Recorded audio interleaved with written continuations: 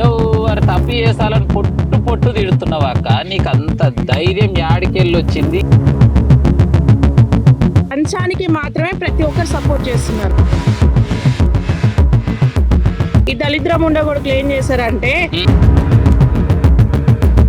Direct తీసుకోడు సంసారి, చిన్నగా మనకి ఇంకో తోకలు ఉంటారు.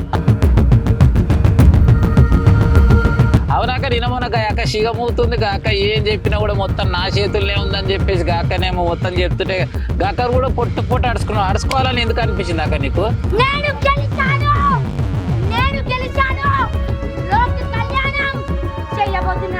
మాకు తెలియని దేవుడు ఏ నుంచి వచ్చిన మన దీపేశ్వర్ అని.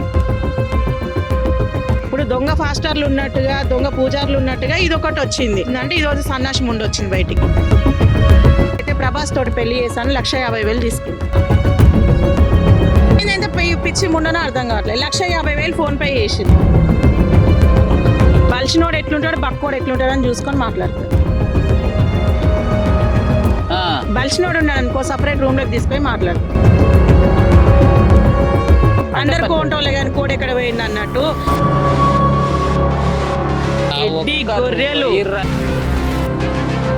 మా వంతన అంటే మా మనం 30 ఏళ్ళ సంధి లేని వంతన ఇప్పుడు ఏడికెళ్ళి వచ్చిందంటావు? అప్పుడు ఏ సందులో పండిరో మరి. మరి ఇంత రూపాయి తిట్టడానికి నీకు అసలు ధైర్యం బ్యాక్ సపోర్ట్ అవ్వరాక? బ్యాక్ సపోర్ట్ నాకు నేనే. వాడున్నాడు వీడున్నాడు అని చెప్పేసి నాకు కష్టం వస్తాడు వాడొస్తాడు వీడొస్తాడు అంటే అందరికంటే ముందు ఆడే పరిగెత్తాడు. కేసీఆర్ గురించి చెప్పమంటే ఒక 2 ముచ్చట్లు ఏం చెప్తావు అక్క? కేసీఆర్ గురించి 2 ముచ్చట్లు చెప్పాలంటే సగం అలాలు సగం ముడుగా పెట్టి కొన్ని లక్షల మందికి నష్టం చేసిండు కేసీఆర్. నువ్వు రియల్ ఎస్టేట్ పెంచినవు, నేను పెంచుతా అన్నావు. పోయి ఆకాశానికి పెంచినావు, పోయి ఫామ్ హౌస్ లో పోయి పడ్డావు. పోనీ ఇప్పుడు వచ్చిన ప్రభుత్వంలో ఉన్న ఏ ఒక్క ముండగొడకైనా స్పందిస్తాడంటే మా కలకుర్తి కాన్స్టిట్యున్సీ కసిరెడ్డి అయితే వానికి బీఆర్ఎస్ మీద అసహ్యం వేసి వాని కోట్లేసి గెలిపించారు తప్ప. మంచి లీడర్ ప్రజలకు బాగా చేస్తారని అంటారు. ఏం కట్టలు కట్టిండు? మరి రేవంత్ రెడ్డి సార్ గురించి చెప్పాలంటే ఏం చెప్తా? రేవంత్ రెడ్డి గురించి చెప్పాలంటే ఫుట్బాల్ ఇంకా దిక్కుమల్ల ఫుట్బాల్ పెట్టి ఆయన మనవన్ కోసమే పెట్టుకుండు.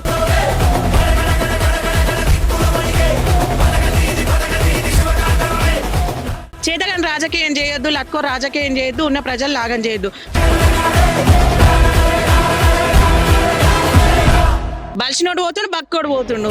100-200 గతి లేకుండా కూడా ఇవ్వాలి రేపు ఉన్నాడు.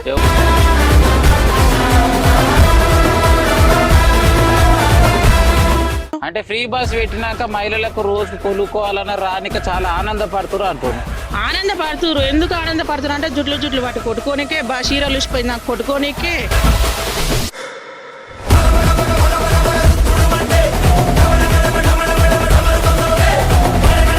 మొగాళ్ళని తిట్టనీకే. 100 రూపాయలు పెట్టి మొగోడు టికెట్ తీసుకుంటే వానికి విలువనే లేకపోయా. ఇట్లా నీకు వచ్చినప్పుడు చెప్పులు తీసుకొని కొట్టాలి ముండగొడుకులని.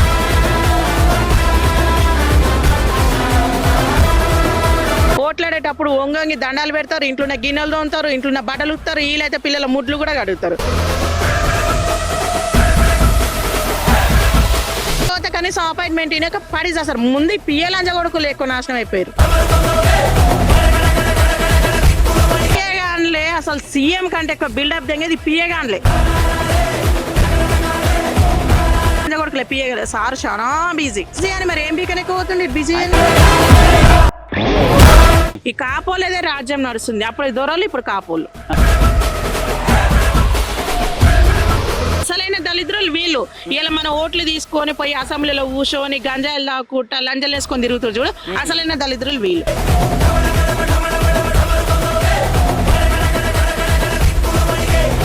మేము బీసీల కోసం కష్టపడుతున్నాం అంటాడు.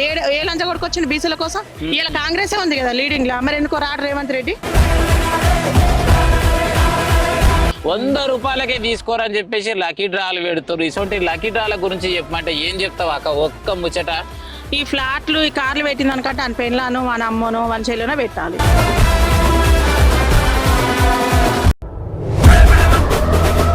కష్టాలు చేసుకుంటా నిన్న మనోడు పెన్లాన్ని సెంచర్ కొట్టించింది చూడు అట్లా బతుకురి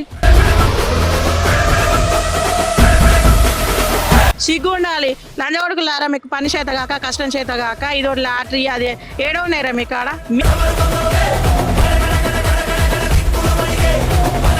గిన్నె తీసుకొని ఆడుకోరు సిగ్గు శరం లేకుండా నాకు ఫాలో చేయండి నా పేలం కాడికి రాండి నేను బయట ఉంటా అన్నట్టు